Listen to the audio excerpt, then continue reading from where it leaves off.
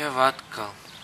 Aizvakar ābelīte, vakar brāļa rotaļlieta, šodien telefons.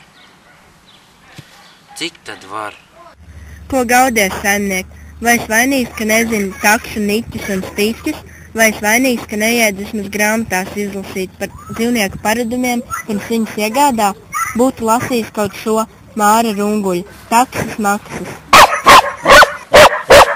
Tad tu zinātu, kā man patīk kopā ar tevi no rītiem pasēdēt pie brokastu galda, tad doties garās pastaigās, izložināt upmalas, graumalas, iespraukties zem kritušo koku stumbriem un saknēm, bāzt degunu pusēs brukušās alās, līdz viduklim ierakties kurmju rakumos, paplusināt kociņu stādāmās bedres, kārtīgi iztrenkāt maksanieku upmalā, paraustītais biksēm riteņbraucējs uz ceļa, apošņāt no veikala nākošo kaimiņu maisiņus, uzrūgt skolas bērniem, ja tie pārāk skaļi smejas, sulu laikā padarties pie mežmalā nejauši uzieta spaiņa, nomedīt kādu augstu vardi, naktīs pie bebra dambja uzgaudot pilnmēnesim, kaut 10 reizes dienā pārpeldot grāvis un upi, bet atgriežoties mājās, noskurināties istabas vidū un tūlīt pēc tam ielīst pasildīties svaigi uzklātā gultā.